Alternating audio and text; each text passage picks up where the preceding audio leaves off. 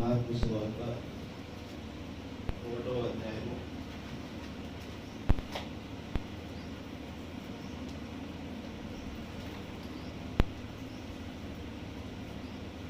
1వ అధ్యాయము 40 వచనం.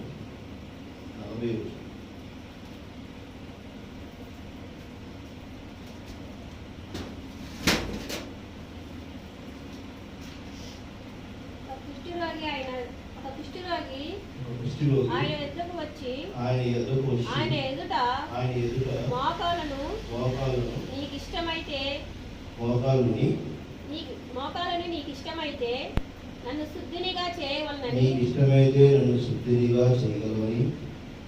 ఆయనతో చెప్పి ఆయన వేడుకొనగా ఆయన కనికరపడి చెయ్యి చాపి వారిని ముట్టి నాకు ఇష్టమే నీవు శుద్ధుడవు కమ్మని వారితో చెప్పాను.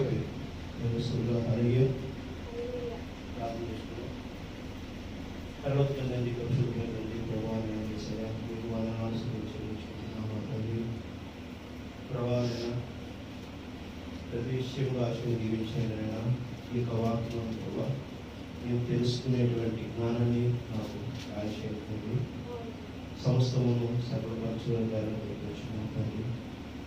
మహిమల రాజా ప్రభావ ఈ చిత్తానుసారంగా ప్రభావాన్ని బయటకు దీవించుకుంటాను. సమస్తమును విచారణలు అప్పగించుకుంటూ తగ్గించుకుంటూ మహిమాన్ని పొందుకొని ప్రవీణ యేసు క్రీస్తు నామంలో అడిగి వేడుకుంటున్నాము.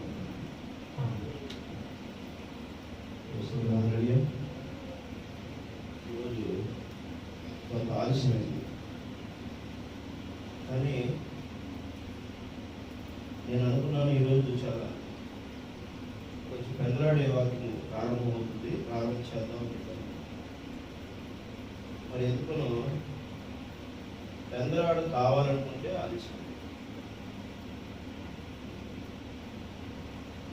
మరి మనం ఎప్పుడైతే తొలగించిన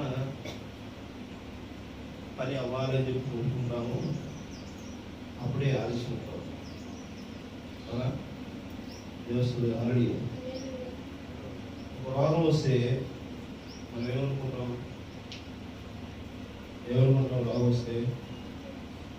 రోగం వస్తే త్వరితన తగ్గిపోవాలని చెప్తాం.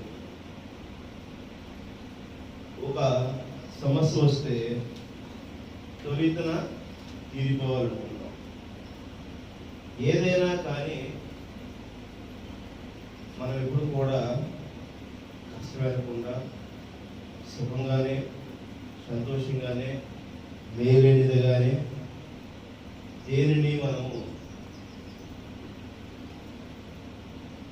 ఏదైనా కానీ తగ్గింపు కలిగింది కానీ కష్టం కానీ బాధ కానీ అపవిత్రత కానీ ఏమీ లేకుండా జీవించాలని ప్రతి ఒక్కరు అవునా కాదు అనుకుంటానే ఉంటారు. కానీ వాటితోనే మనం జీవిస్తున్నాం. అవునా కదా? కుళ్ళు కలిగి మనం జీవించాలని అనుకోము, కానీ మనకేముంటది? ఉండే ఉంటుంది. ద్వేషం కలిగి జీవించాలనుకో, కానీ ద్వేషం పెరుగుతూ ఉంటుంది. అంటే ద్వేషం అంటే ఎవరి మీద? ఎదుటి వ్యక్తుల మీద, ఏదైనా సమస్యల మీద, లేకపోతే ఒక మంచి విషయాన్ని జరుగుతుంటే అది తెలుసుకోలేక ద్వేషించడము, ఇంకోటి దాని మీద మన యొక్క జీవితంలో మన గ్రహింపు లేకుండా మనం జీవితాన్ని కలిగి ఉంటాం. అవునా? దేవస్తుడు హల్లెలూయా. అవునా? అదే అర్థమవుతుందా? మనకేం కావాలి? బతకడానికి, జీవించడానికి మనకేం కావాలి?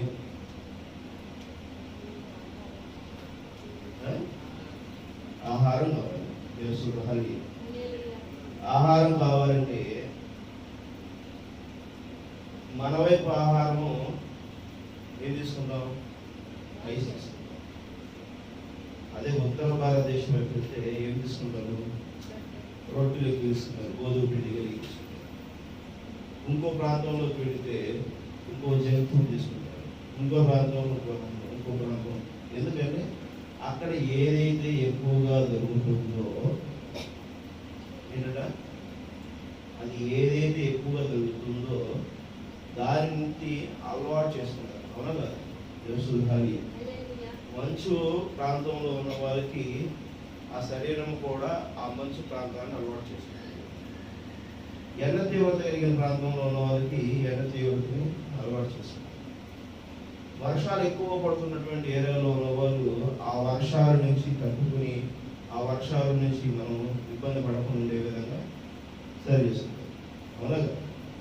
ఏదైతే మన యొక్క అనుకూలత జీవనానికి ఆటంకం కలిగిస్తుందో దాన్ని ఎదుర్కొనే విధంగా మన సౌలభ్యము, మన సౌఖ్యం కోసము, మన యొక్క అవసరాలు తీసుకునే విధంగాను మన జీవితాన్ని మనం ప్రణాళిక ఇదేనా కదా తెలుస్తుంది. మరి ఆహారం తీసుకుని మనం ఇప్పుడు ఏం చేస్తున్నాం? ఇప్పుడు ప్రపంచం ఎటువైపు తీసుకెళ్తుంది మనల్ని?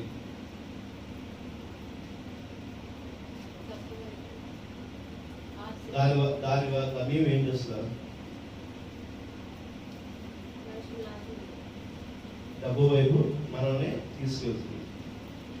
డబ్బు యొక్క గమ్యం ఏంటి? డబ్బు యొక్క గమ్యం ఏంటి? ఓటు ఉండేది ఓటు లేదేమో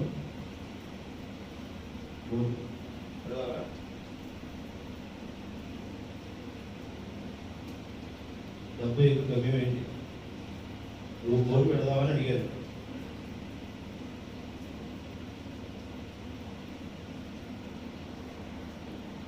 అర్థం చేసుకుంటారంటే ఓకే, అర్థం చేసుకోకపోతే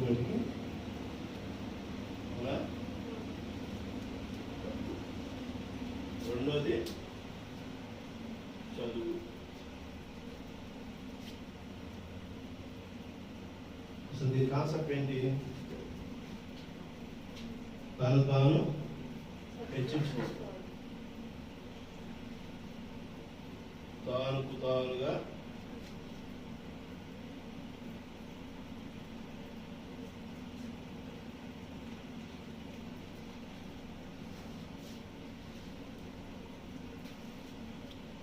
హెచ్చించుకుంటారు. ఇదేనా జరుగుతుంది? లోకంలో ఏం జరుగుతుంది? జనరల్గా తనకు తాను హెచ్చించుకోవడమే ప్రధానమైనటువంటి విషయంగా జరుగుతుంది. ఇది మొదటగా ఎక్కడ బయలుదేరింది? మొదటిగా హెచ్చించుకోవడం అనేది ఎక్కడ బయలుదేరింది? ఎక్కడ ప్రారంభమైంది? ఆది కాండము కయ్యోను దగ్గర స్టార్ట్ అయింది. కయ్యోను తనని గొప్పగా దేవుడు గుర్తించలేదు అనుకున్నాడు. ఎవరు గుర్తించారట? దేవుడు గుర్తించారు. దేవుడు హెచ్చించుకుంటే గుర్తిస్తాడా? దేవుడు హెచ్చించుకుంటే గుర్తిస్తాడా? హెచ్చించుకుంటే గుర్తిస్తాడా? దేవుడు హెచ్చించుకున్నవాడు తగ్గించబడును, తగ్గించుకున్నవాడు హెచ్చించబడు. దేవుడు. మరి ఈ లోకంలో మనము దేనికి ప్రాధాన్యత ఇస్తున్నాం? దేనికి ప్రాధాన్యత ఇస్తున్నాం? కనబడుతుందా? దేనికి ప్రాధాన్యత ఇస్తున్నాం మనం?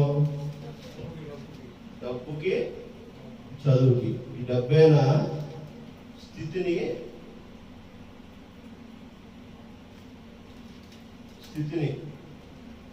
గర్వస్తుంది.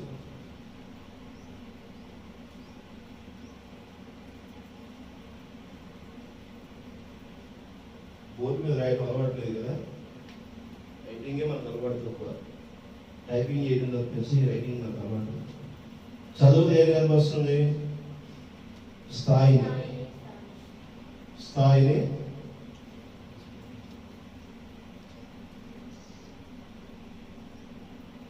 స్థిరపరుస్తుంది.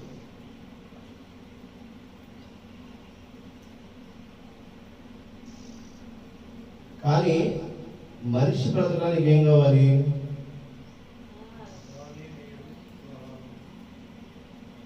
మనిషి బ్రతకడానికి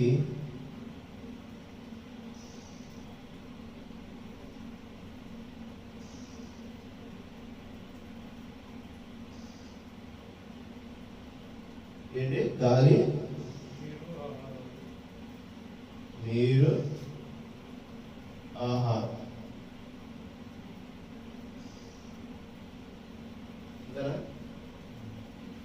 మరి బట్టలు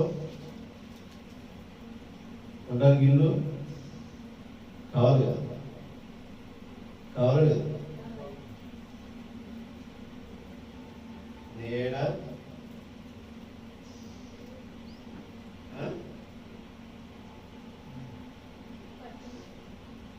దుస్తులు.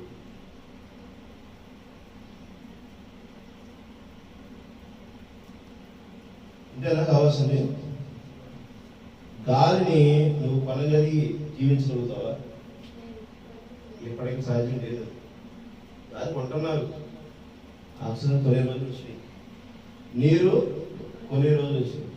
యాక్చువల్గా గాలి, నీరు కొనేందుకు దేవుడు నీకు ఏమన్నా ఇచ్చాడా? కొనాలి అని చెప్పాడా? సర్వ సృష్టి మీద నీకు అధికారం ఇచ్చాడు దేవుడు. అవునా కదా? దేవుడు సర్వ సృష్టి మీద అధికారం ఇచ్చాడు. సర్వ సృష్టి మీద అధికారం దేవుడు ఇస్తే ఆ సర్వ సృష్టి మీద ఉన్నటువంటి అధికారంలో నీవు తీసుకునేదాన్ని నువ్వు జాగ్రత్త పరచుకోవాల్సిన బాధ్యత నీదేనా కాదా? అవునా కదా? దేవుడు గాలిని నువ్వు పీల్చుకుంటుంటే ఆ గాలిని మళ్ళీ గాలిని మళ్ళా నువ్వు పిలుపులు చేయాలంటే గాలి ఎక్కడి నుంచి మనకి స్వచ్ఛత వస్తుంది? ఫిల్టరేషన్ ఎక్కడి నుంచి వస్తుంది? మొక్కల నుంచి వస్తుంది. అవునా కదా? మొక్కల నుంచి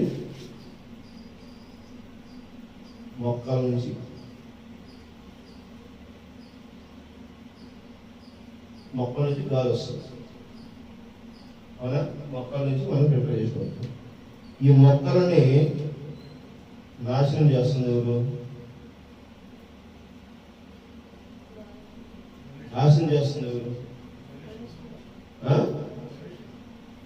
నాశనం దేనికి చేస్తున్నారు అసలు? మొక్కలు ఎందుకు నడుస్తున్నారు?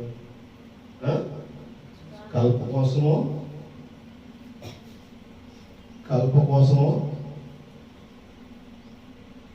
ఇంకోటేంటి?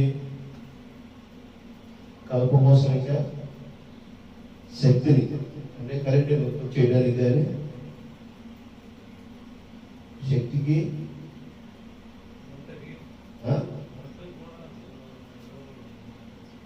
దేనికోసం?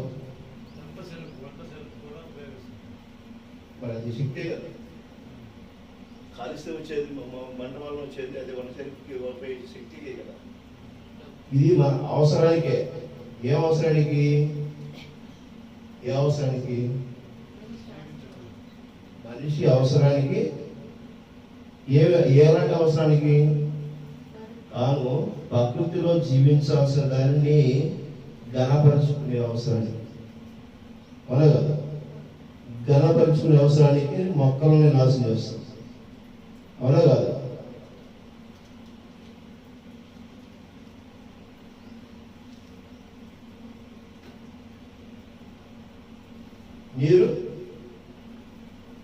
నీరు కూడా దేవుడు మనకి ఎటువంటి మనీ ట్రాన్సాక్షన్ కోసం చేయాలి.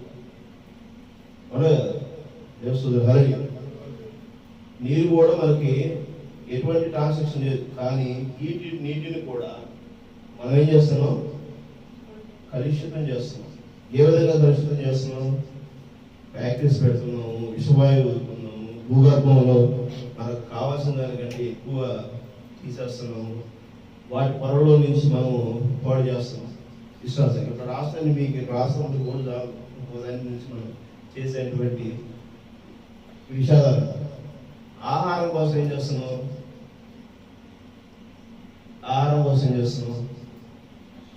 పంట వేస్తున్నాం. అవునా? పంట వేస్తాం.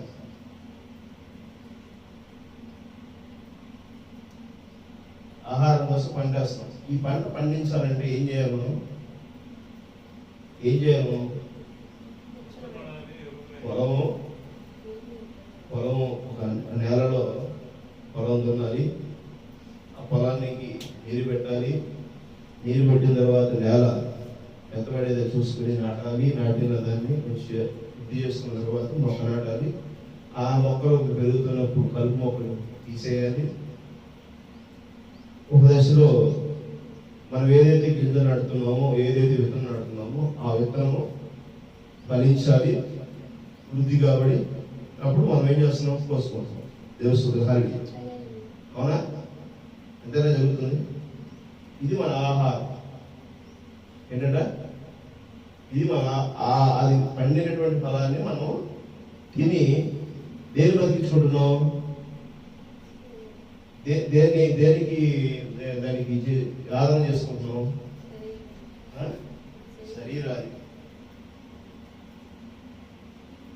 శరీరానికేనా? గమనించండి. శరీర సౌఖ్యం కోసము మనిషి బ్రతకడానికి కావాల్సినది గాలి, నీరు, ఆహారం. ఈ ఆహారం కూడా మనం క్రియేషన్ చేస్తున్నాం. ఏం క్రియేషన్ చేస్తున్నాము? వీటన్నిటికి డబ్బుని యాడ్ చేస్తున్నాం. డబ్బుని యాడ్ చేస్తున్నాం. డబ్బుతో పాటు డబ్బు సాధించడం కోసం, ఒక క్రమాన్ని నడిపించడం కోసం చదువుని ఇంప్లిమెంటేషన్ చేస్తాం. అవునా? అర్థమవుతుందా? చదువు అనేది ఈరోజు మనకు అక్షర జ్ఞానం ఉంది, కానీ అక్షర జ్ఞానం లేని రోజున మరి సముద్రంలో చేపలు పట్టడానికి వెళ్ళేటువంటి మత్స్యకారులు, పనికారులు మరి వీళ్ళందరూ కూడా ఏం చేస్తారు? చేపలు వేటాడటానికి వాళ్ళు ఏమన్నా టెక్నాలజీని ఉపయోగిస్తారా? వాతావరణంలో ఉన్నటువంటి మార్పులను బట్టి, నక్షత్రాలను బట్టి చూస్తారు. పేతురు ఏం చేస్తున్నాడు? ఆ నక్షత్రాలు ఆ చీకటి వెళుతున్నటువంటి స్థితిని బట్టి, అంటే కాలం వెళ్తున్నదాన్ని బట్టి, రాత్రి 9, 10, 11, 12, 1 గంట, 2 గంటలకి, 3 గంటలకి తెల్లవారుజామున ఉండేదాన్ని బట్టి, జరుగుతున్నదాన్ని బట్టి పేతురు వలేస్తుంటే తన పడవ చుట్టూరు వలవేస్తున్నా కూడా మరి ఎటువంటి చేప దొరకల. అదవుతుందా? దేవస్థానం ఎటువంటి చేపలు దొరకలేదు. ఎటువంటి చేపలు దొరకలేనటువంటి పరిస్థితిని దేవుడు ఏం చెబుతున్నాడు? పేతురు, ఈ చేపలు పట్టడము అంటే మనుషులు పట్టులు జాలని చేస్తారా అని చెప్పారు. దేవస్థానం అని ఎక్కడ తీసుకెళ్ళాడు ఆయన?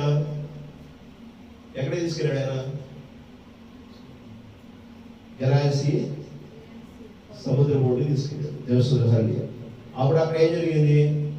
ఆయన ప్రవేశ యేసుక్రీస్తు వెళ్ళేటప్పుడు తుఫాను మరి బీభత్సంగా వస్తున్నప్పుడు ఆ వర్షాన్ని ఆధీనపరిచాడు. ఆయన గద్దెంపుతో వర్షాన్ని ఆపాడు, గాలిని ఆపాడు. మరి అక్కడ ఉన్నటువంటి పరిస్థితులన్నింటినీ చక్కబెట్టిన తర్వాత మరి వాళ్ళందరూ బాగా భయపడుతుంటే వాళ్ళు తీసుకెళ్లి సముద్ర ఒడ్డుని చేసేటప్పటికి ఆయన ఎప్పుడైతే సముద్ర ఒడ్డును కాలు మోపుతున్నాడో అప్పుడు ఒక దేవుని పట్టినటువంటి వాడు 2000 దెయ్యం పట్టిన వాడు వచ్చాడు. ఆ 2000 దెయ్యం పట్టిన వాడు మనం గత వారం విన్నదగ్గది. అతను ఏమైంది? అతన్ని స్వస్థపరిచిన తర్వాత ఏం చేశాడు ఆయన? దేవస్థానం గమనించండి. ఆయన ఏం చేశాడు?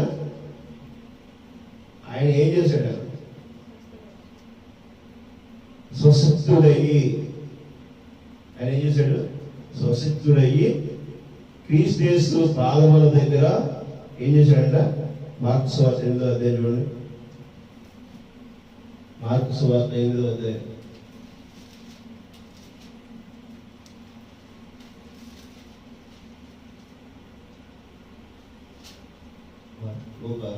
లోకలు ఉంటుంది.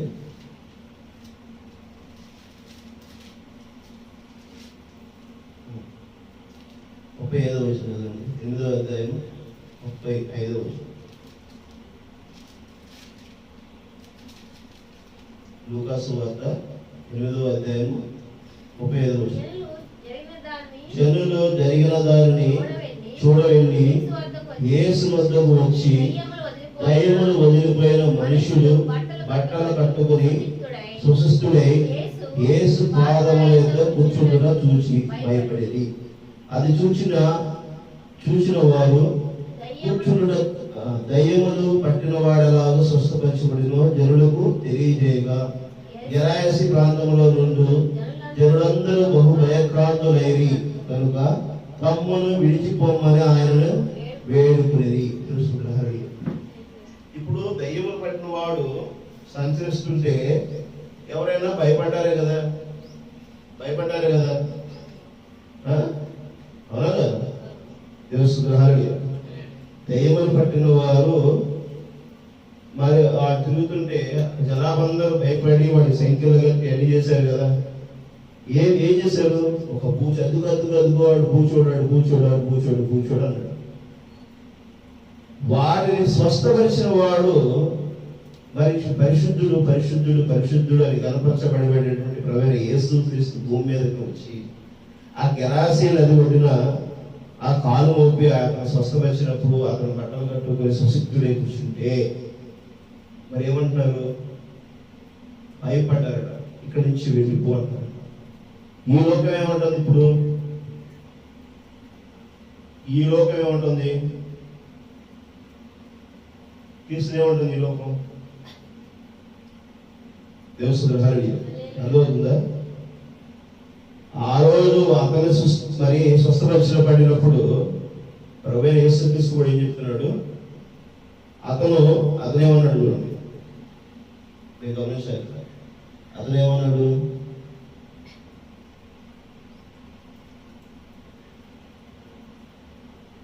నెక్స్ట్ అదే 38వ వచనంలో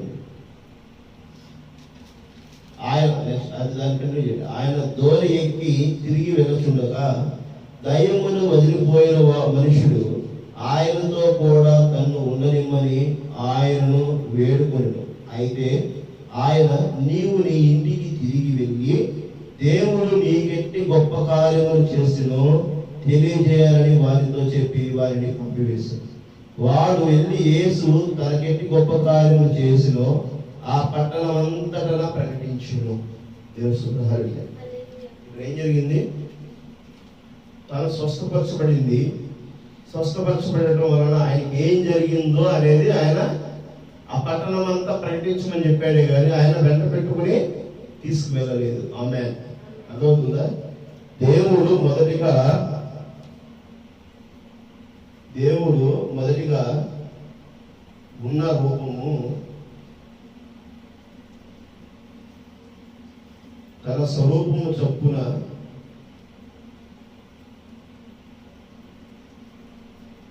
మనుషుడిని నిర్మించాడు, సృష్టించాడు. అవునా? ఈ స్వరూపంలోనే మనిషి దేవుడు ఏం చెప్తున్నాడు?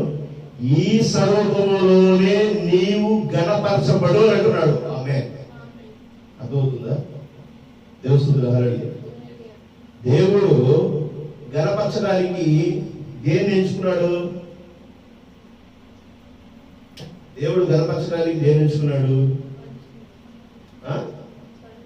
మనిషి రూపాన్ని ఎంచుకున్నాడు. దేవుడు ఆ మనిషి రూపాన్ని తీసుకురావట్లేదు, ఆ దేవుడు పట్టిన వాడిని తీసుకురావట్లేదు.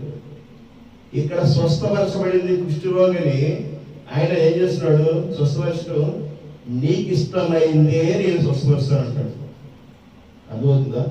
దేవుడు ఇప్పుడు మీరు ఇక్కడ విషయాన్ని గమనించండి. ఈ డబ్బు వలన ఏం జరుగుతుంది? తన స్థితి కనపరచుకోవడం వలన డబ్బున్న వారు ఎవరైనా ఏం చేస్తున్నారు? ఎదుటి వాళ్ళు తక్కువ చేస్తున్నారు, ఎదుటి వాళ్ళు దూషిస్తున్నారు, ఎదుటి వాడి కంటే నేను గొప్పని చెప్పారని అహంతో వ్యవహరిస్తున్నారు. ఈ లోకంలో జరుగుతుందేనా? అవునా కాదు? స్థితిగా చదువుకున్న వాడు కూడా స్థితి కలిగిన వాడు ఏం చేస్తున్నాడు? తను తాను గనపరుచుకుంటున్నాడు. నేను గొప్పని, నేను పెద్ద అధికారిని, ప్రతి ఉన్నత స్థితిలో ఉన్నవాడిని, ఉన్నతమైనటువంటి వ్యక్తిని, నువ్వెవడేరా? థర్డ్ క్లాస్ ఎంప్లాయీ, నువ్వు థర్డ్ క్లాస్ కలిగిన వాడివి, నువ్వు కూలివి, నువ్వు అదిరా ఇదిరా అని చెప్పంటారు. అవునగా? కానీ ఈ సమాజాన్ని అంతా ఏం చేస్తున్నాడు? అలాంటి స్థితిలో నుంచి గత 50 సంవత్సరాలు 100 సంవత్సరాల క్రితం మనిషి ఎలా ఉన్నాడు? చదువు లేదు, డబ్బు లేదు. ఇప్పుడు డబ్బు వస్తుంది, చదువు వస్తుంది అందరి దగ్గరికి, అవునా కదా? గమనించండి, ఈ డబ్బు మనిషి దగ్గరికి మనకు కావాల్సింది ఏంటి?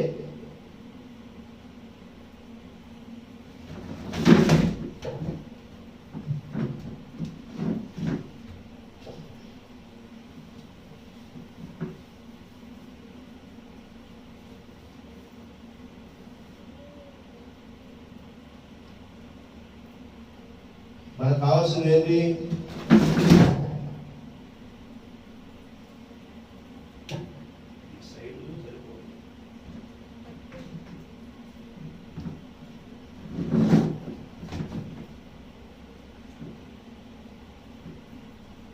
మనకు కావాల్సింది ఏంటి?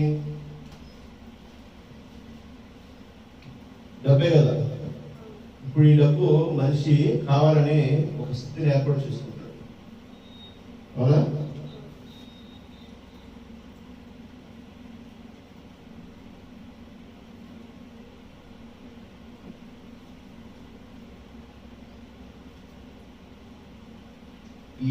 ఈ డబ్బుని ఏం చేస్తున్నారు? ఏంటిదంతా?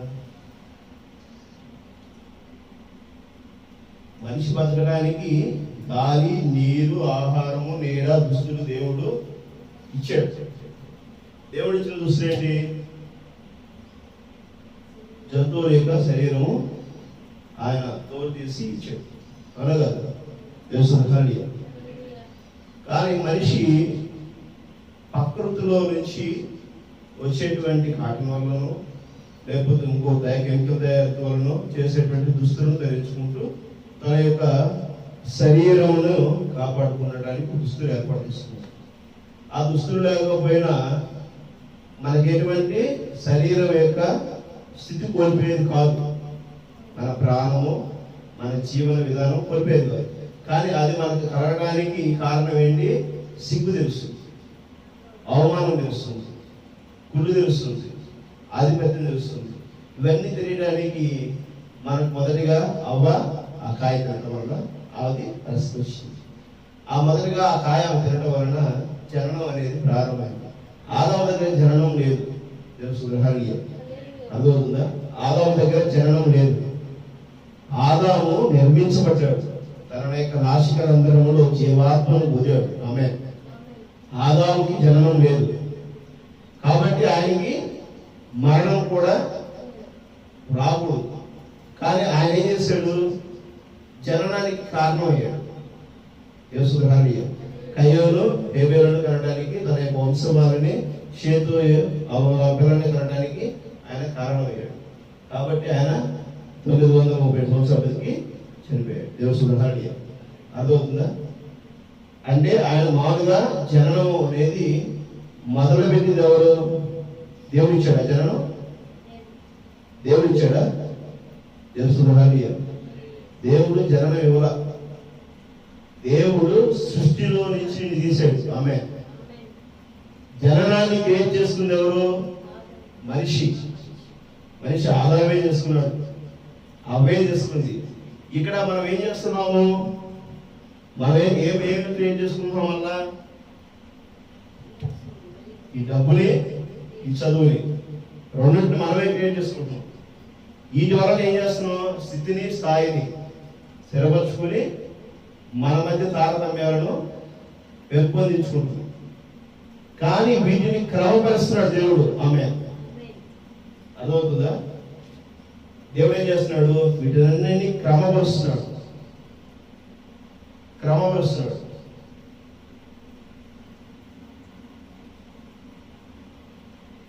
క్రమపరచడానికి ఆయన ఏం చేస్తున్నాడు? క్రమశిక్షణగా మరి తర్పీదిస్తూ వస్తున్నాడు కాలానుగుణంగా. అర్థమవుతుందా? ఈ కాలానుగుణంగా మనము క్రమశిక్షణ కలిగి ఉండి మనం దేన్ని కనపరచవలసి ఉంది? ఇప్పుడు దేన్ని కనపరచవలసి ఉంది? డబ్బు కలిగిన వ్యక్తిని, చదువు కలిగిన వ్యక్తిని కనపరచవలసి ఉన్నదా? నీరు గాలి, ఆహారం, నీడ, దుస్తులు మన యొక్క జీవనానికి అవసరమైనటువంటి, మనిషి జీవనానికి అవసరమైనటువంటివి దేవుడు మనకి ఇచ్చిన దాన్ని మనము క్రమబద్ధీకరించుకుంటూ మనం చేసుకుంటా వస్తున్నాం.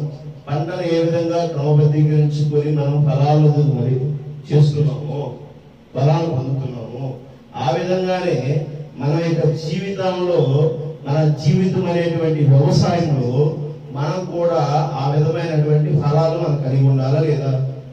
ఆమేన్. అర్థమవుతుందా? మన జీవితం అనేటువంటి వ్యవసాయంలో మనము వీటినన్నిటినీ కూడా మనం ఏం చేయాలి?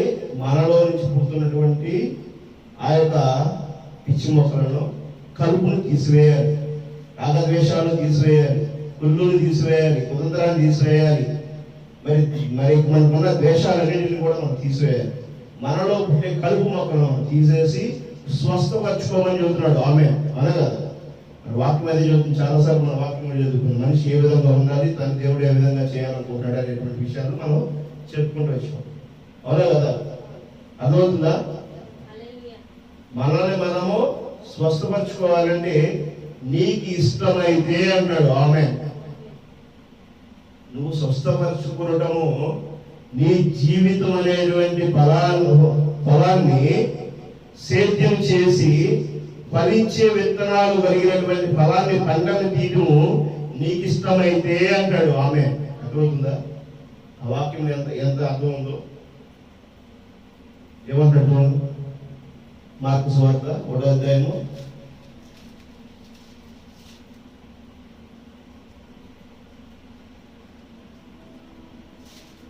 40వ వచనం చదవండి. 40 ఉంది కదా.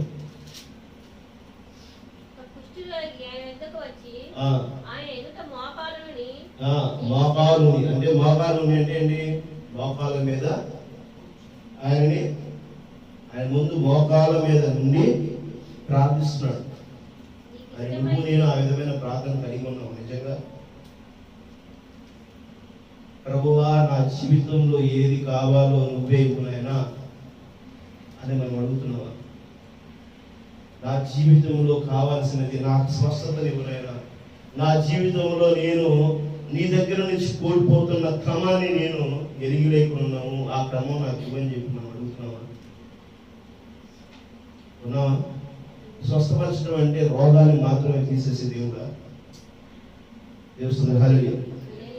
స్వస్థపరచడం అంటే ఆ రోజు అయితే నీకు క్రియలో రూపంలో ఆయన రోగాలను స్వస్థపరిచాడు, కానీ ఆయన రెండో రాకడ ఏ విధంగా ఉన్నది? నిన్ను నన్ను శుద్ధిపరచడానికి, పరిశుద్ధులుగా చేయడానికి ఆయన వస్తానన్నాడు. ఆమేన్.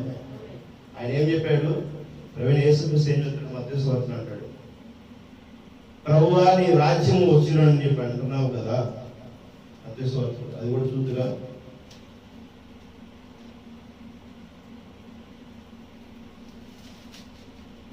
మత్తయి సువార్తలో ఏంటది?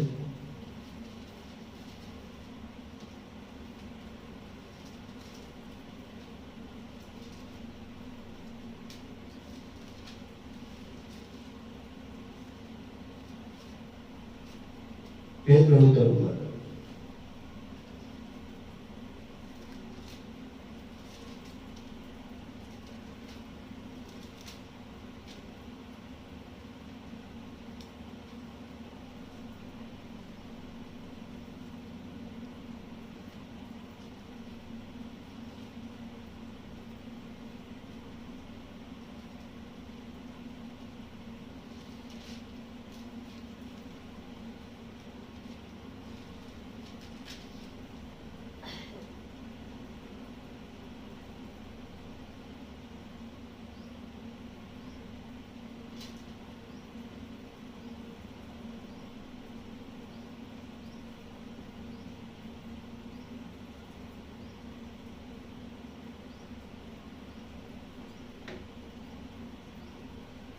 ఇరవై 25వ వచనం చూడండి. 16వ అధ్యాయం 25వ వచనం.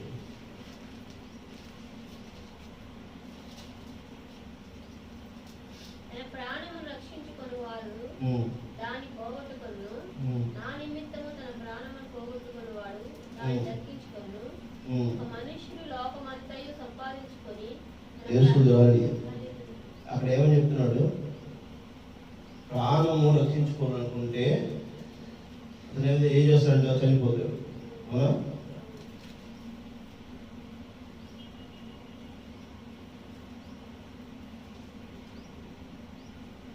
తన ప్రాణము రక్షించుకునేవాడు దాన్ని పోగొట్టుకును, నా నిమిత్తము ప్రాణము పోగొట్టుకునేవాడు దానిని దక్కించుకును. దేవుని హరి అదుగుతుందా? ఇంకా 26వ అధ్యాయంలో ఎక్కడ ఉంటుంది అది.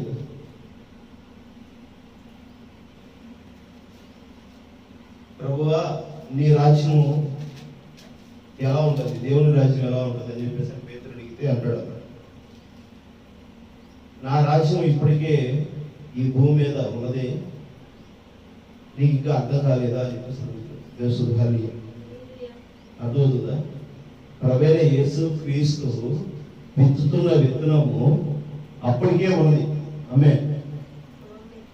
భూమి మీద ఆదాము నిర్మించక ముందు దేవుని ఆత్మ జలముల మీద అలలాడుతుందని చెప్పేసరి ఆదికాండం 1వ అధ్యాయంలో చెప్పబడింది. ఆమె ఆ నరుడు భూమి మీద రాక మునుపు, ఆదాము రాక మునిపే, ఆదాము జీవం కలిగిన వాడుగా లేక మునుపునే ఈ భూమి మీద ఏముంది? విత్తనం ఉంది. దేవుని హల్లెలూయా. ఆదాము విత్తనం ఉంది. ఆ విధంగానే ప్రభువైన యేసు క్రీస్తు మరణానికి అప్పగింపబడి పునరుత్థానం కలిగిన దేవుడుగా, మరి పరిశుద్ధుడుగా ఆయన ఈ భూమి మీద తన రాజ్యాన్ని స్థాపించక ప్రారంభంలోనే ఆయన రాజ్యము విస్తారం గావించినటువంటిది ఈ భూమి మీద ఆల్రెడీ ఏర్పరచబడి ఉన్నది. ఆమేన్. అది ఒక రోజు కనపరచబడుతుంది. ఆమేన్. అదవుతుందా? నీకు నాకు కనపరచబడటం కోసం ఆలస్యం స్థిరపరచబడి ఉంది. ఆమేన్. అదే నేను మనం గత కొన్ని వారాల నుంచి చెప్తున్నాం. ఒక విత్తనములో తను వృద్ధి చేయబడినటువంటి ఫలాల చెట్టు ఉంది. అవునా? ఒక విత్తనంలో ఎన్నో వందల వేల విత్తన ఫలాలను కలిగి ఉండే చెట్టు ఆ విత్తనంలోనే నిమిడి ఉంది. దేవుని రాజ్యము భూమి మీదే ఉన్నది. ఆమేన్. ఆ దేవుని రాజ్యము భూమి మీద ఉన్నది. కనపరచబడడానికి ఆ విత్తనము భూమి మీద నాటబడినప్పుడు, ఆ విత్తనము మొక్కగా మొలిచినప్పుడు, ఆ మొక్క వృద్ధి అయ్యి చెట్టుగా మానుగా మారి అది ఫలించినప్పుడు, ఆ ఫలాలను నువ్వు చూసేటప్పటికి సమయం పడుతుంది. ఆమేన్. అదవుతుందా? దేవుని హల్లెలూయా. ఇప్పుడు ఆయన ఏం చెప్తున్నాడు? ఈ గాలి, నీరు, ఆహారం, నీడ, దుస్తులను నువ్వు తీసుకోవాల్సిన పరిస్థితి వచ్చినప్పుడు, ఏదైనా చోటలో నుంచి ఆయన బయటకు నిన్ను నెట్టివేసినప్పుడు, నిన్ను తీసివేసి పంపించి వేసినప్పుడు, నిన్ను స్వస్థపరచడానికి, క్రమపరచడానికి కోసము ఆయన ఒక డబ్బు, చదువు, ఒక స్థాయిని, పరిస్థితులన్నింటినీ ఉన్నప్పుడు వీటన్నిటిలోనూ నువ్వు పరుస్తూ వస్తున్నాడు. నువ్వు క్రమబద్ధంగా జీవించవలసిన వాడిగా ఉన్నావు. క్రమశిక్షణ కలిగినటువంటి వాడిగా ఉండాల్సిన వాడిగా ఉన్నావు. నువ్వు తెలుసుకున్న దానిని ఈ పట్టణంలో సువార్త చేయన్నాడు. ఆమేన్. ఆ దేవుని పట్టిన వాడిని ఈ పట్టణంలో సువార్త చేశాడు. నీకు ధనం అనేది దైవం పట్టింది, ఆధిపత్యం అనేటువంటి దైవం పట్టింది, పెద్ద కులస్తుడు అనేటువంటి పట్టింది. నేను ఆ మతవాడిని, ఈ మతవాడిని దెయ్యం పట్టింది, నేనే గొప్పవాడిని అనేది దెయ్యం పట్టింది. వీటన్నిటి నుంచి నువ్వు ఎప్పుడైతే స్వస్థపరచబడి నిజంగా దేవుడు ఎవరో కనపరచబడేటువంటి నువ్వు దేవుని స్వరూపముగా ఎప్పుడైతే బయలుపాటు కలిగి ఉంటావో అప్పుడు ప్రభువైన యేసు క్రీస్తుకి నువ్వు నిజమైన సారూప్యుడై ఉంటావు. ఆమేన్. అర్థమవుతుందా? దేవుడు రెండో రాకడ రావాలండి. ఏంటి? దేవుడు రెండో రాకడ నీలో నాలో కనపరచబడటానికి ఆయన ఆశ కలిగి ఉన్నాడు. తన ఆయన రూపాన్ని కనపరచబడడానికి చూస్తున్నాడు. కానీ నువ్వు నేను ఏం చేస్తున్నావు? నేను పలానా ఎల్లయని, నేను పుల్లయ్యని, లేకపోతే నేను సిద్ధయ్యని, లేకపోతే ఇంకోకండి అని వాడంటే వాడు గొప్పోడు, వీడు గొప్పోడు, ఆ పేరునే కనపరుస్తున్నావు. ఆ యొక్క స్థితినే మనం కనపరుస్తున్నాం. వారి గురించి నువ్వు చెప్తున్నావే కానీ నీలో ఉన్నది కూడా అదే ఆత్మ కదా, నీలో ఉన్నది కూడా ప్రాణమే కదా, నీలో ఉన్నది కూడా ఆ సమస్త భూ జంతువుల మీద అధికారం కలిగినటువంటి హక్కు నీకు ఉన్నది కదా, నువ్వు వారసులే కదా. అవునా కదా? దేవసుధారిణి, నీకు తెలియకుండా నువ్వే బానిసగా మారుతున్నావు. నేను డబ్బు ఉన్నవాడిని, నేను అది ఉన్నవాడిని, నేను ఇది ఉన్నవాడిని, నాకు ఆ స్థితి ఉంది, ఈ స్థితి ఉంది అని అంటున్నావే కానీ నువ్వు ఒక కాడ నువ్వు బానిస అయిపోతున్నావు. దేవసుధారిణి, ప్రభువైన యేసు క్రీస్తు పేరుకి బానిస కామని చెప్పట్లేదు ఆయన. ప్రభువైన యేసు క్రీస్తు ఆయన జీవనమే ఒకటి ఏమై ఉంది, స్త్రీ పురుషులు కలయికతో పుట్టినవాడు కాదు. ఎక్కడ ఎదిగిన తన జీవితంలో ఎక్కడ కూడా ఏ మలినము లేనివాడే ఉన్నాడు, అపవిత్రత లేనివాడే ఉన్నాడు, కుళ్ళు లేనివాడిగా ఉన్నాడు, ఎవరిని దూషించిన వాడిగా లేడు.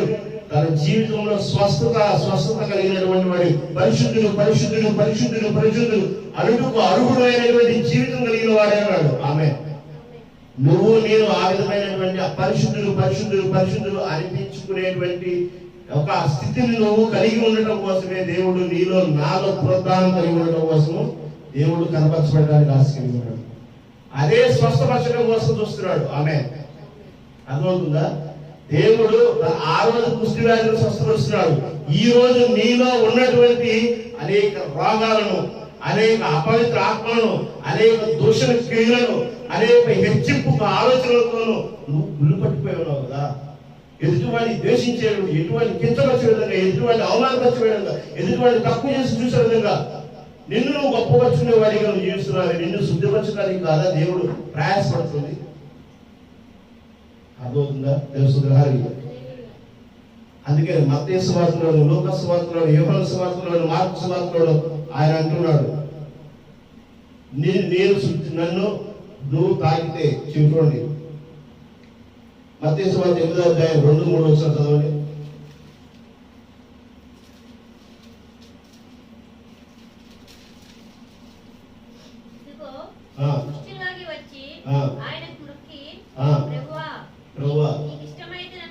నీకు ఇష్టమైతే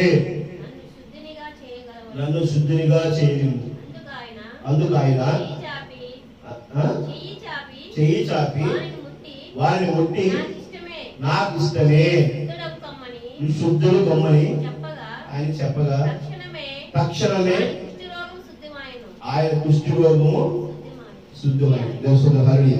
లూకా సువార్త 5వ అధ్యాయం 12-13 వచనాలు.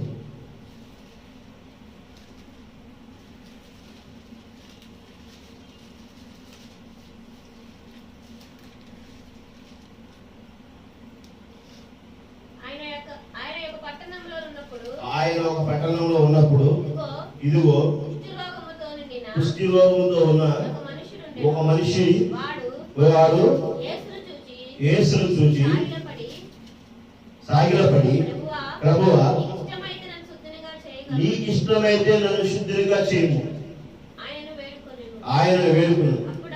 అప్పుడు ఆయన చెయ్యి చాపి వారిని ముట్టి తక్షణమే నాకు ఇష్టమే నీవు శుద్ధుడు కమ్మని అనగానే కుష్టి రోగం వారిని విడిచింది.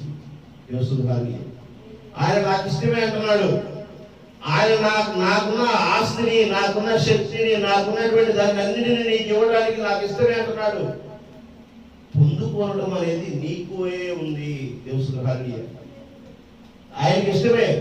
నువ్వు ఎప్పుడైనా అడుగుతున్నావా? నువ్వు అడుగుతున్నావా? అది ప్రభువా ఈ సమస్త లోకములకి ఆధిపత్యం కలిగినటువంటి దేవా, నువ్వు నీకు నేను వారసుని కదా, మరి ఈ రోగం నన్ను ఎందుకు ఇబ్బంది పెడుతుంది? ఈ సమస్య నన్ను ఎందుకు ఇబ్బంది పెడుతుంది? నేను ఎక్కడ పడిపోతున్నాను అక్కడ నిలబెట్టు దేవా, నన్ను అక్కడ స్థిరపరచునైనా. నాలో ఏదో ఆలోచన నన్ను కుంటిపరుస్తుంది, ఏదో దురాత్మ నన్ను వెంబడిస్తుండటం వల్ల నేను అక్కడ ఏమవుతున్నాను, సతికిపడిపోతున్నాను, ఆ సమస్యను నేను విచ్ఛేదించలేకపోతున్నానే అని నువ్వు ప్రార్థన చేస్తున్నావా? నువ్వు సాగిలపడుతున్నావా? మోకోని నువ్వు ప్రార్థన చేస్తున్నావా? దేవసుధారిణి, నీ ప్రార్థనే కదా దేవుడు నీకు స్వస్థత ఇచ్చేది. ఆయన ఇవ్వడానికి సిద్ధంగానే ఉన్నాడు. తన పిల్లలకి తండ్రి ఇవ్వడానికి, తన ఆస్తిపాస్తులు అన్ని ఇవ్వడానికి ఎప్పుడు రెడీ. అవునా? ఆ బిడ్డ ఎప్పుడైతే ఇచ్చిన ఆస్తిని సక్రమంగా వాడుకుంటాడు అని చెప్పేసి అని తండ్రి నమ్ముతాడో అప్పుడే ఆస్తి పంపకాలు చేస్తాడు దేవుడు. హల్లెలూయా. అవునా కదా? అదవుతుందా? దేవుడు. హల్లెలూయా. ఇప్పుడు నువ్వు సాతాను దగ్గర జడ్జిమెంట్ చేయడానికి అంటే వాగ్దానం చేయడానికి ఒక ప్రతివాదిగా నువ్వు వెళ్ళాలి అంటే, వాడిని జయించాలంటే నీ దగ్గర ఏ అధికారం ఉందనుకుంటున్నావు? ఆ అధికారాన్ని నువ్వు చెప్పాల్సిన అవసరం ఉందా లేదా? తెలుసు. మరి అది ఏమని చెప్పమని చెప్పి ఆయన చెప్పాడు. ఆ దేవుని పట్టిన వాడిని విడిపించి నువ్వు సువార్త చేయమని చెప్పి ఆ పట్టణంలో సువార్త చేయమని చెప్పి పంపించాడు. అవునా కదా? అది ఏంటి? ఏం చెప్పాడు? ఉంది అక్కడ. తెలుసు. అక్కడ రాయబడిందా? నువ్వు ఇలానే చేయాలని చెప్పి రాయబడిందా? అర్థమవుతుందా? బైబిల్ మొత్తం కూడా దాని సారాంశం ఏంటంటే నువ్వు పరిశుద్ధులుగా పరిశుద్ధులుగా పరిశుద్ధులుగా పరిశుద్ధులుగా జీవించడమే. దేవుడు. హల్లెలూయా. మోసము, కుళ్ళు, ఆధిపత్యము, మరి నీవు ఎటువంటి మరి ఎదుటి వారిని కించపరిచే విధంగా నువ్వు గణపరిచే విధంగా జీవించడంలోనే నువ్వు ఎక్కడవుతున్నావు? అపవిత్రం పోతున్నావు. దేవుడు. హల్లెలూయా. అదే అందువలనే ఇప్పుడు ఈ గాలిని శుద్ధిపరచాలి, నీరు ఎందుకు నువ్వు చేసుకోవాల్సి వస్తుంది? ఎందుకు చేసుకోవాల్సి వస్తుంది? ఆహారములు, నేలని, దుస్తులు ఇవన్నీ కూడా క్రమబద్ధీకరించుకుంటేనే కదా నువ్వు ఇప్పుడు వసతులు ఏర్పరచుకోగలుగుతుంది. ఈ వసతులు ఏర్పరచుకోవడానికి నీకు ఏం కావాల్సి వచ్చింది? ఒక సంస్కరణ కావాల్సి వచ్చింది. నేను ఒక క్రమంలో నడిపించడానికి చదువు అనేది కానీ మనము ఒక తీర్మానం చేసుకుని రుజువుపరుచుకునే విధంగా మరి ఈ లోకము వచ్చింది. అర్థమవుతుందా? చదువు అనేది ఈ రోజు ఇంజనీరింగ్ లో లేకపోతే ఇంకో డాక్టరేట్ లో ఇంకోటి వచ్చినాయి. కానీ మరి గతంలో అక్షర జ్ఞానంలో డిగ్రీ చదువుకోవడానికి కాలేజీలో నేర్పించడానికి ఉన్నాయా? వైద్యం నేర్పించడానికి వైద్యం కూడా చేయబట్టుకుని నీకు ఎటువంటి అస్వస్థత ఉందో చెప్పేసేటువంటి వైద్యం గతంలో జరగలేదా?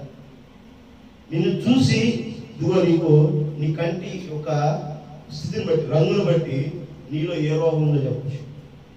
నీ నాలుగున్న రంగు బ్లూ కలర్ లో ఉంటే, రెడ్ రంగులో ఉంటే, లేకపోతే రోజ్ కలర్ లో ఉంటే, నల్లగా ఉంటే ఉన్న పరిస్థితిని బట్టి రోగం ఏంటి చెప్తారు. అవునా కదా?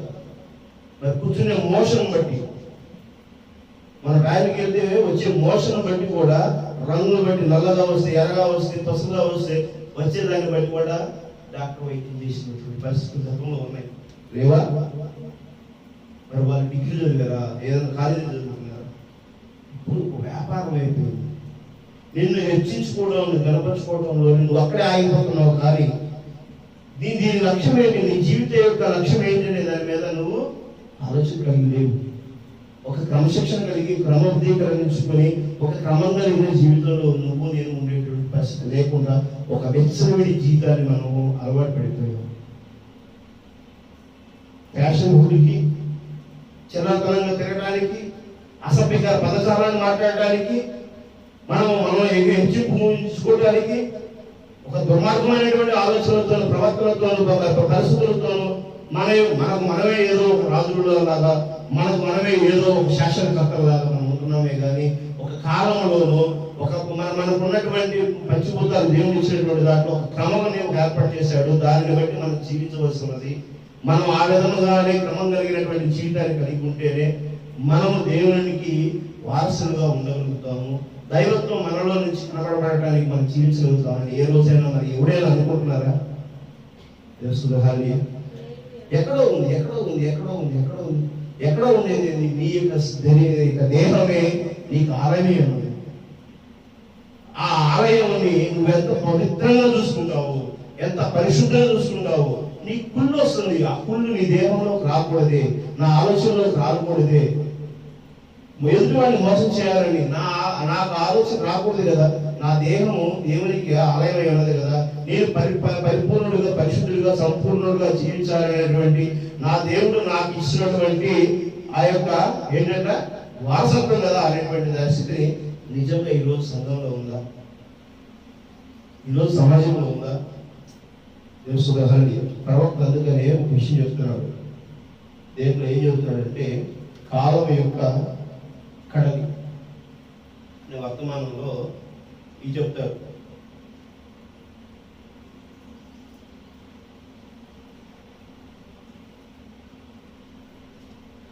సర్వశక్తి పలికినప్పుడు సహజమైనది జరుగును. హల్లెలూయా. మబ్బులు వెలుగు నుండి సూర్యుడి వెలుపులకి వచ్చినట్లు అతని కుష్టి రోగము మాయమాయ. సర్వశక్తిమంతుడు పలికినప్పుడు నిశ్చయముగా అట్లే జరుగును. ఈ అంత్యదినములో మరలా మాట్లాడుదనని ఆయన వాగ్దానం చేశాడు. సర్వశక్తిమంతుడు మాట్లాడినప్పుడు సహజమైనటువంటి జరుగును. అవునయ్యా. చూడండి, ఆయన రోగంలో స్వస్థతను, ఆయన మృతులలో జీవముతో లేడు. మృతులలో జీవముతో లేపాడు ఆయన. దేవసుద్రహాలి ఆయన గుడ్డివారిని నేత్రములు తెలుసును, అది దేవుని సూచించున్నది. అక్కడ ఆ కూడలి సమయం వచ్చినట్టు ప్రజలు నిరూపించబోయి చూపుతున్నది. నా ప్రాణములను పెట్టుటకు నాకు అధికారం కలదు, దానిని తిరిగి తీసుకునేటప్పుడు నాకు అధికారం కలదు. ఏ మనుషుడు నా ప్రాణము తీయచాలడు. ఆమె అర్థమవుతుందా? ఏ మనుషుడు కూడా దేవుని యొక్క ప్రాణాన్ని తీర్చాలి. ఆ ప్రాణం పెట్టడానికి, ఆ ప్రాణాన్ని పునరుత్థానం చేయడానికి, అంటే ముక్తిగా చేయడానికి, ఆ పునరుత్థానం అవడానికి కూడా ఆయనకు ఆ శక్తి ఉన్నది. దేవుని ఆ దేహంలో ఆయనైతే శిలువలో అప్పగింపబడ్డాడు, కానీ నీ దేహంలో నా దేహంలో ఆయన నిత్యజీవంగా ఉండడం కోసం ఒక క్రమాన్ని మన మధ్యకి తీసుకొచ్చి ఉన్నాడు. ఆమె అర్థమవుతుందా? ఆయనే సర్వాంగ అధిపతిగా సర్వోన్నతులుగా నీ మధ్యకి నా మధ్యకి వచ్చి క్రియల రూపంలో, ఆలోచన రూపంలో, జీవించే విధానం చొప్పున, ప్రేమించే సౌరభ్యం చొప్పున నీ మధ్య నా మధ్య బతికున్నాడు. ఆమె అది ప్రపంచం మొత్తం వ్యాపింపు చేస్తూ సువార్త ప్రకటిస్తూ ఎంతో మంది ప్రవక్తలు, ఎంతో మంది పాస్టర్లు, ఎంతో మంది మరి సేవకుల ద్వారా, దైవ సేవకుల ద్వారా మన మధ్యకి వాక్యం తీసుకొస్తూ మరి దాన్ని క్రమబద్ధీకరిస్తూ వస్తూ ఈ రోజు సంపూర్ణత దేవుడు స్థిరపరచబడును గాక సమయం వచ్చింది. ఆమె అర్థమవుతుందా? ప్రవక్త నీ మధ్యకి నా మధ్యకి తీసుకొచ్చినటువంటి వర్తమానాన్ని కొట్టివేయబడటానికి కాదు కాలం. సర్వసంపూర్ణమైనటువంటి విత్తనాన్ని ఆయన మరలా తీసి ఆయన రాజ్యంలోనికి తీసుకొస్తున్నాడు. ఆహార సంపూర్ణత తీసుకొస్తున్నాడు. ఒక కాలాన్ని మళ్ళీ తిరగబాటు, ఒక యుగాన్ని ఆ తిరగబాటు చేసే సమయం అయింది. అర్థమవుతుందా? దేవసుద్రహాలి మరి మనకి ముంచుకొస్తున్నటువంటి మరి పరిస్థితుల నుంచి మనము ఎత్తబాటులోకి రావాల్సిన సమయం ఉంది. అందుకనే దేవుడు ఏం చెబుతున్నాడు? మహిమ శరీరదారుడిగా నేను ఎత్తబాటు తీసుకొస్తాను. దేవసుద్రహాలి ఇది మీరు గమనించుకోవాలి. ఇప్పుడు ఆ స్థితికి నువ్వు ప్రోత్సాహం కలిగి ఉండాలంటే ఆ రాకెట్ ఎక్కడానికి నువ్వు రాకెట్ చేసుకోవాలి కదా. అర్థమవుతుందా? ఆ రాకెట్ ఎక్కాలంటే నువ్వు చేసుకోవాలి కదా. ఆ పరిశుద్ధుడైనటువంటి, ఆ పవిత్రమైనటువంటి ఆ యొక్క స్థితిని నువ్వు ఎక్కడానికి నిన్ను నువ్వు స్థిరపరచుకోవాలి. ఎందుకంటే అనుభవములతో నువ్వు కాలిపోతున్నావు. అనుభవములు మరి వేసేటువంటి సమయం వచ్చింది. ఆఖరి సావులు వచ్చేటువంటి పరిస్థితులు వచ్చినాయి. మరి హెచ్చింపులతో ఎవరు ఒకరిని పొడుచుకుని చంపుకునే రోజు వచ్చేసింది.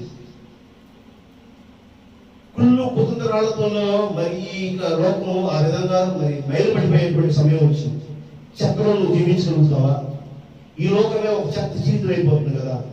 ఈ లోకమే ఒక కంపు కొట్టేటువంటి సామ్రాజ్యంగా తయారైతుంది. మరి ఈ రాజ్యంలో నువ్వు ఉంటావా? శుద్ధి చేయకుండా నీ సాధ్యం అవుతుందా? పవిత్రపరచడం నీ సాధ్యం అవుతుందా? నీ వలన కాదు. నిన్ను నువ్వు సెలెక్ట్ చేసుకో. ఆమె నిన్ను నువ్వు రక్షించుకోవడం కోసము నువ్వేం చేయాలంట? పవిత్రుడిగా ఉండడం కోసం సాగినప్పుడు ప్రభువా నన్ను స్వస్థపరచబడటకు నీ చిత్తమైతే నాయనా నువ్వు నన్ను స్వస్థపరచు, నాకు ఇష్టమే అంటున్నాడు. ఆమె ఈ రోజు నువ్వు అడిగితే నిజంగా ఆయనకి ఇష్టమే అంటున్నాడు. నువ్వు అడిగే స్థితిలో ఉన్నావా? నువ్వు నిజంగా ఎత్తవాటిలోకి వెళ్ళడానికి నువ్వు అర్హుడిగా నువ్వు నిలబడాలనుకుంటున్నావా? దేవుని రాజ్యంలో స్థిరపరచబడడానికి నిలబడటం కోసం నువ్వు నిజంగా ఆశ కలిగి ఉన్నావా? ప్రశ్నించుకో, సరిచేసుకో. నువ్వు వెళ్ళడానికి క్రమం ఉంది. ఆ క్రమం బట్టి నువ్వు వెళ్ళాలి. ఆ క్రమం లేనటువంటి స్థితిని నువ్వు ఎవరు ప్రయత్నం చేసినా సాధ్యం అవుతుంది.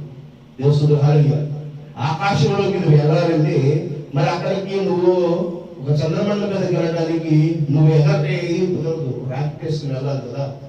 ఇక దేవుని రాజ్యంలోకి రావడానికి కూడా ఒక పరిశుద్ధత కావాలి. దేవసుడు హాలిగా నీ యొక్క ఆత్మని, నీ యొక్క జీవితాన్ని, నీ యొక్క ప్రామాణికమైనటువంటి పరిస్థితులన్నింటినీ కూడా నువ్వు శుద్ధిపరచుకోవాల్సిన అవసరం ఉంది. దేవుడు నీతో నాతో దేవుడు మాట్లాడడానికి ఇష్టపడుతున్నాడు. నువ్వు దేవుడితో నువ్వు నిజంగా చేయగలిపి మాట్లాడటం కోసము, నీ మనసు కలిపి మాట్లాడటం కోసము, నిన్ను నువ్వు సాగిలపడి స్థిరపరచుకోవడం కోసం ఇష్టపడుతున్నావా? నువ్వు పరిశుద్ధులుగా కావాలంటే ముందు నీటి బాప్తిసం కలిగడం కాదు, అగ్ని బాప్తిసం కలిగి ప్రవేశ యేసుక్రీస్తు నామంలో నీకు బాప్తిసం కావాలి. నువ్వు ఆయన నామంలో నువ్వు జీవించాలి, పునరుద్ధానం కలిగాలి. ఆయన నామంలో నీ మారు మనసు బలపరచుకోవాలి, స్థిరపరచుకోవాలి. ఎంతవాడికి నువ్వు అర్హతను సాధించుకోవాలి. తెలుసుకున్నాను. నువ్వేదో తమాషాగా జీవిస్తానంటే దేవుడు నిన్ను అంగీకరించడు. నువ్వేదో సమయానికి నేను చర్చికి వస్తున్నాను, వెళ్తున్నాను కదా, నన్ను ఎందుకు నువ్వు స్వస్థపరచమంటే కుదరదు. సాగిలపడి అడుగు, మోకాలు అడుగు. నువ్వు దేవుడితో నువ్వు మొరపెట్టుకోవాల్సిన సమయమే అన్నది. ఇది మొరపెట్టుకునే సమయం, ఇది నిన్ను నువ్వు గనపరుచుకునే సమయం కాదు, నువ్వు విరవీకే సమయం కాదు, నువ్వు కదిలిపోయే సమయమైనది. ఇది తుఫాను అలజడులతో ఉన్నటువంటి సమయమైనది, దెయ్యములు పట్టినటువంటి లోకమైనది. ఇది ఎంతో అపవిత్రమైనటువంటి మనసు స్థితులు కలిగినటువంటి పరిస్థితిలో ఉన్నది. కాబట్టి ప్రతి ఒక్క సోదరుడు సోదరి మరి దేవుడిని గుర్తెరిగి జీవించవలసినటువంటి సమయమైనది. దేవుడు అర్థమవుతుందా? దేవుడిని మనం గుర్తెరిగి లేకపోతే, దేవుడితో ఉండకపోతే, ఆ డబ్బు, ఆ చదువు, ఆ స్థితి, ఆ స్థాయిలో నువ్వు అక్కడే నిలబడి ఉండిపోయి ఉంటే నువ్వేమైపోతావు? కబలించవేయబడతావు, అరిచివేయబడతావు.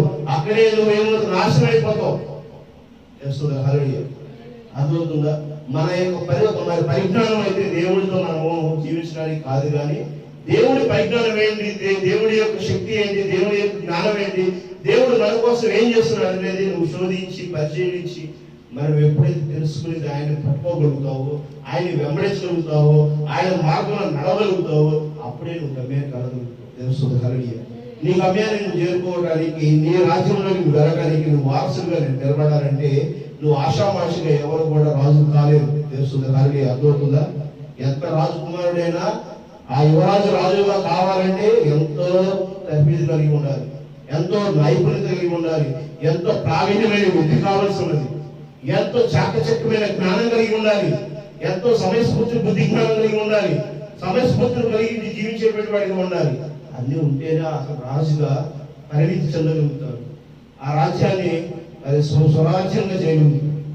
ఆ జ్ఞానం లేకపోతే ఒక పొలకేష్ లాగా, ఒక డబ్బులకు లాగా మరి మనం మిగిలిపోవాల్సి వస్తుంది. తెలుసు. అంటారు కదా ఉదాహరణకి, అలాంటి వారు జీవించారు కాబట్టి వాళ్ళ ఉదాహరణ అంటారు. అదవుతుందా? దేవసుధారి ఇప్పుడు నువ్వు నేను తెలుసుకోవాల్సినటువంటి ప్రామాణికమైనటువంటి పరిస్థితులని నువ్వు గమనించి, నువ్వు ఎప్పుడైతే దేవుడితో మొరపెట్టడం కోసం, నిన్ను దేవుడి దగ్గరికి తీసుకెళ్ళడం కోసం, దేవుడు నీవు ఉన్నాడనేటువంటి విషయాన్ని చెప్పడానికే ఏ ఒక్క సంస్థాపరికైనా ఉన్నటువంటి బాధ్యత. కానీ నిన్ను పరలోక రాజ్యానికి తీసుకెళ్లేటువంటి శక్తి కానీ ఆ యొక్క స్థితి కానీ ఏ కాపరికి లేదు. ఆమె అర్థమవుతుందా? కాపరి దేవుడిని రుజువుపరచబడేవాడు ఉన్నాడు, దేవుడిని కనపరచబడడానికి మాత్రం ఉంటాడు.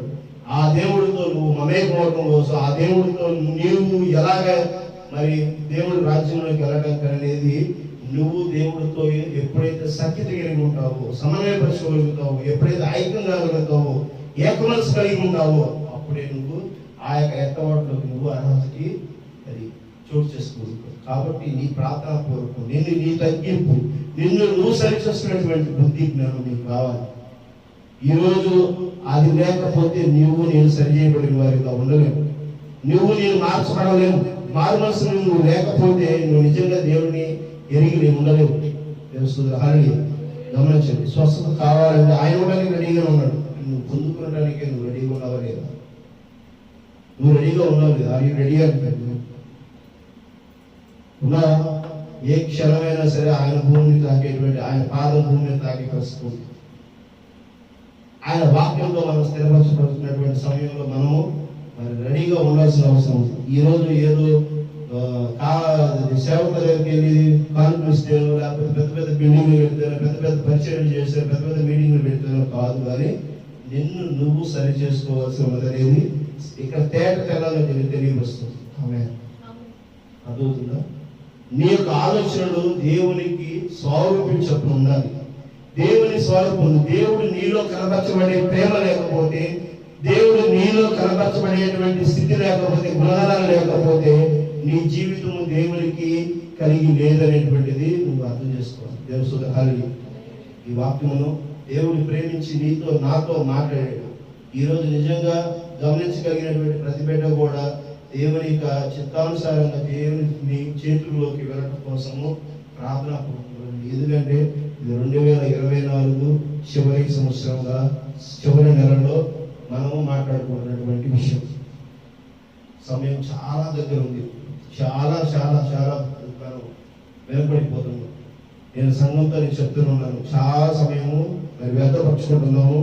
మరి మీతో పాటు దేవుణ్ణి ప్రేమించి ఆశీర్వదించబడే విధంగా సువార్త చేయడం కోసము నువ్వు కలిగినటువంటి దానిని, నువ్వు కోరుకునేటువంటి దానిని, నువ్వు పొందుకున్న దానిని దేవునికి ద్వారా నువ్వు తెలుసుకున్న ప్రతి విషయాన్ని కూడా నీ తోటి వారికి ఇవ్వడం కోసము, సువార్త చెప్పడం కోసము, ప్రకటించబడటం కోసము అందరూ ఆశ కలిగించి వస్తున్నది. దేవుని ఇది సువార్త అంటే మతం కాదు, లేకపోతే ఇంకోటి కాదు. స్వస్థపరచబడటం. దేవుని ఏ స్వస్థపరచబడటం? రోగాలు కాదు, మన మనసును స్వస్థపరచబడటం, మనం పవిత్రంగా చేసుకోవడం కోసం. నువ్వు నిజంగా ఆ పరిమాణం చెందితే ఎదుటివాడు కూడా నిన్ను ఏం చేస్తాడు? స్వీకరిస్తాడు. ఎదుటివాడు నిన్ను ఆహ్వానిస్తాడు. నిన్ను నువ్వు హెచ్చించుకుంటాయి. నువ్వు ఎంత వాక్యం చెప్పిన ప్రయోజనం లేదు. గుర్తుపెట్టుకో. ఆమె దేవుణ్ణి కనపరచబడలేనటువంటి నీ జీవితము ప్రయోజనం లేదు. సువార్త అర్హులు కాదు. దేవుని ఎప్పుడైతే గనపరుస్తున్నావో, దేవుడు నీలో ఎప్పుడైతే కనిపించబడటకు మరి నువ్వు అవకాశం కల్పించుకున్నావో, సాదృశ్యం కలిగినటువంటి జీవితం కలిగి ఉన్నావో, అప్పుడే నువ్వు నిజంగా దేవునికి వారసుడు. దేవుని వారసుడి ముందు ఏది నిలవజాలదు. ఆమె ప్రవీణ యేసుక్రీస్తు ముందు సాతాను నిలబడలేదు. ఆ రాజ్యము వచ్చుగాక అని చెప్పి సెలవిచ్చిన మా వాగ్దానము నెరవేర్పులో నువ్వు స్థిరపరచబెట్టేటువంటి అవకాశం నీ శరీరముకు, నీ దేహానికి దేవుడు ఇస్తానంటున్నాడు. ఆమె ఆయన ఇవ్వడానికి రెడీగా ఉన్నాడు. నాకు ఇష్టమే అంటున్నాడు. నువ్వు ఇష్టపడుతున్నావా లేదా? నువ్వు సరి చేసుకోబడుతున్నావా లేదా? ఈ రోజు నువ్వు తీర్మానం చేసుకో. ఈ రోజు నువ్వు నిజంగా ఆ ఆశ కలిగిన జీవితంలో నువ్వు జీవించాలనేటువంటి దేవుడు నీతో నాతో మాట్లాడాడు. ఆమె ప్రార్థన చేసుకో.